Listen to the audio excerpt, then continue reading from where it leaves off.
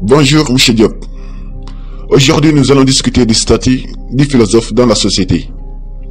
Il n'est pas rare de nos jours d'entendre que la philosophie ne sert à rien, que les philosophes dérangent avec leurs questionnements. Selon vous, M. Diop, quel est le travail du philosophe? À quoi sert-il dans la société? Est-ce que la philosophie est utile? Parce que beaucoup pensent que la philosophie serait une discipline dont on ferait mieux de se passer. Qu'en pensez-vous?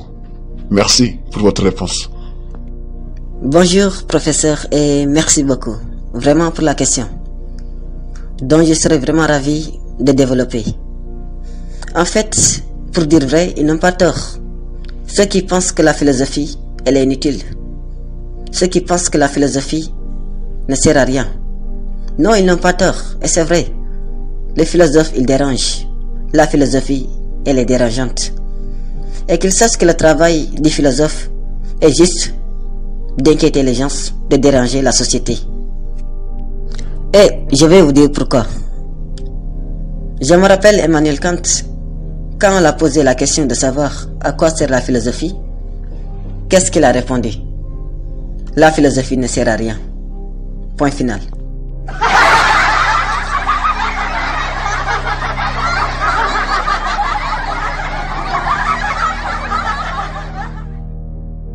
Et donc, si vous m'écoutez bien, lorsque je dis que la philosophie elle est dérangeante, que vraiment le philosophe il dérange, ce que je voulais vraiment dire, c'est que le travail du philosophe consiste à s'installer non pas dans la quiétude, mais dans l'inquiétude. Mais dans quelle inquiétude? Je précise, dans l'inquiétude de la liberté. En temps normal, là où il y a liberté, il y a forcément quiétude. Parce que celui qui revendique une liberté intellectuelle, il s'arroge en même temps le droit de remettre en question, de détruire les fondements de toutes les croyances et de toutes les vérités établies. Mais vous savez très bien que quand je prends la ferme décision de secouer l'ensemble des servitudes, forcément je suis dans l'inquiétude. Et donc, ça nous amène à réfléchir sur la spécificité de la philosophie, en tant que pensée libre, en tant que pensée critique, en tant que pensée ouverte, qui sont les déterminations essentielles de la pensée philosophique. J'ai dit pensée libre, pensée critique, pensée ouverte. Et donc, en disant que la philosophie est accolée à ces trois déterminations, cela revient à montrer clairement pour l'essentiel que en tant que la philosophie est la subversion des vérités établies, critique, radicale et systématique de toutes les idées et de toutes les opinions, elle nous libère. De quoi?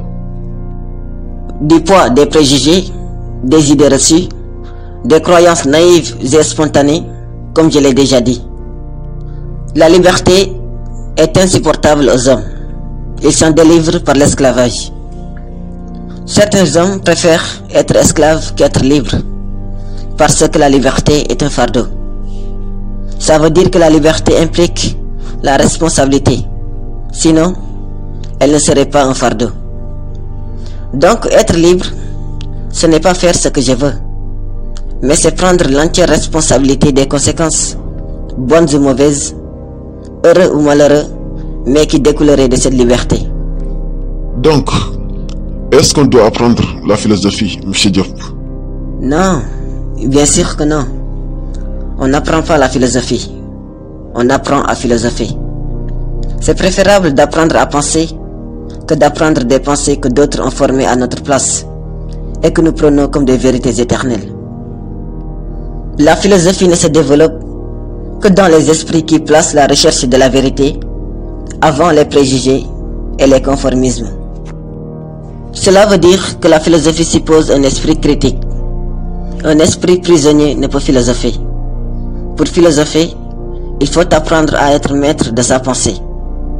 Et pour être maître de sa pensée, il faut commencer par délivrer l'esprit de toutes ses chaînes. Comment on délivre l'esprit de ces chaînes, M. Diop? Ça passe par la philosophie. Quand on dit délivrer l'esprit de ses chaînes, c'est montrer pourquoi l'homme du sens commun est dans la quiétude. Mais c'est le type de rapport qu'il entretient avec le monde. Le rapport premier ou le monde premier sous lequel s'exprime le rapport de l'homme du sens commun au monde est un rapport de familiarité. Parce qu'il faut que vous compreniez d'où vient cette quiétude de la servitude.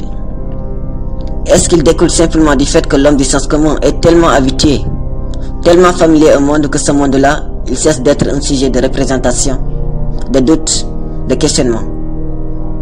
Rappelez-vous Gardner à la question « Qu'est-ce qu'un philosophe ?» Il répondait « C'est quelqu'un qui n'a jamais vraiment pu s'habituer au monde. » Pourquoi? Parce qu'il a refusé d'être esclave des vérités déjà établies. Parce que pour le philosophe, le monde n'est jamais compris. Le monde n'est jamais connu de façon définitive. Et comme le monde n'est jamais compris, n'est jamais connu de façon définitive, le philosophe, il vit dans le doute, dans l'inquiétude, dans l'émerveillement et dans le questionnement. C'est pourquoi le même Justin Gardner disait, le philosophe, il doit revendiquer une liberté semblable à celle d'un enfant. Et quand on demande à Gardner quelle est la qualité partagée du philosophe et de l'enfant, il dit c'est la faculté d'émerveillement. Parce que l'enfant qui n'a pas beaucoup vécu, qui ne connaît pas grand chose, il passe son temps à s'étonner et à se poser des questions. Justin Gardner dit de la même façon, j'ouvre les guillemets, le philosophe doit avoir la peau aussi lisse que celle d'un enfant. Ça veut dire qu'il doit être prêt à accueillir des vérités nouvelles. Mais pour être prêt à accueillir des vérités nouvelles, ça veut dire qu'auparavant, vous n'avez pas bourré et rempli votre esprit de vérités déjà établies. C'est pourquoi il est dans l'inquiétude, dans l'absence de quiétude, parce que cela rend possible toujours de commencer l'acquisition de nouveaux savoirs. Le philosophe refuse de s'habituer au monde et essaie de garder intacte sa faculté de s'émerveiller. Si quelqu'un pense voir clair en tout, c'est qu'il a cessé de philosopher. Parce que le philosophe doit refuser de s'habituer au monde. Le philosophe est celui qui s'adhère jamais. Il n'adhère pas. Il décide d'observer cette distance critique entre lui et le monde. Quand quelqu'un prend un peu de recul sur soi et sur le monde, il commence à philosopher, disait un grand penseur. C'est donc une manière de tracer la ligne nette de démarcation entre l'activité proprement philosophique et celle de ceux-là qui ne sont pas philosophes, et que prétentieusement nous appelons l'homme du sens commun. C'est l'homme du sens commun qui vit dans la quiétude des savoirs déjà établis. Pourquoi? Mais parce que reconnaissez qu'il est plus facile d'être heureux en acceptant les idées, les opinions, les croyances établies dans la société, plutôt qu'en cherchant de les repenser, de les fonder rationnellement. Et donc, c'est une forme de paresse intellectuelle, faisant que cet homme-là, n'arrivant pas à s'élever en usage critique de sa raison, la conséquence c'est quoi? Il devient esclave. Il devient esclave de quoi, M. Diop? De toutes les vérités déjà établies. Parce qu'encore une fois, il n'a pas appris à creuser un écart critique entre lui et ses représentations collectives. Et donc, pourquoi cet homme du sens commun, il est dans la quiétude, mais une quiétude de la servitude, M. Diop? Parce que, contrairement au philosophe, il n'a pas habitué son esprit à réfléchir de façon critique. Contrairement au philosophe, il a appris simplement à adhérer. Il a appris à adhérer. Et je l'ai dit tout à l'heure, le philosophe, c'est celui qui n'adhère jamais. Et souvent, il adhère de façon émotionnelle et sentimentale. Et en disant que cet homme-là, il adhère souvent de façon émotionnelle et sentimentale, ça veut dire simplement, il ne peut qu'être esclave de cette inquiétude-là. Quel est l'avantage de cette quiétude, M. Diop? Quel avantage y a-t-il dans ce béat conformisme? Il est heureux, dans le confort, parce qu'il ne cherche pas à se demander est-ce que les choses devraient être là où elles sont.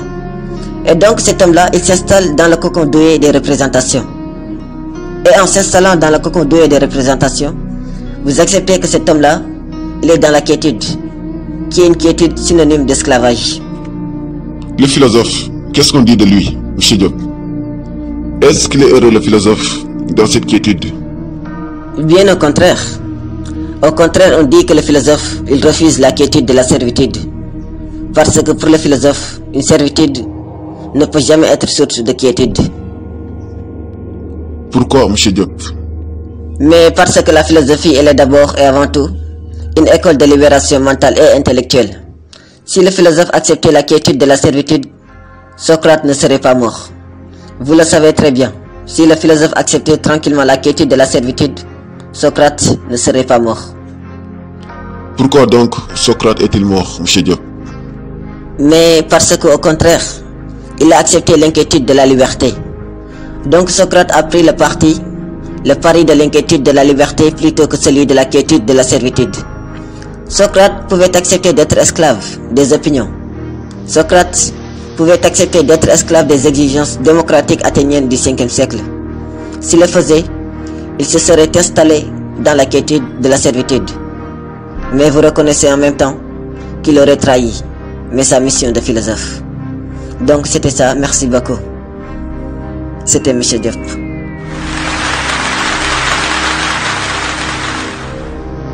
Merci infiniment, M. Diop, pour votre disponibilité et la clarté de vos propos.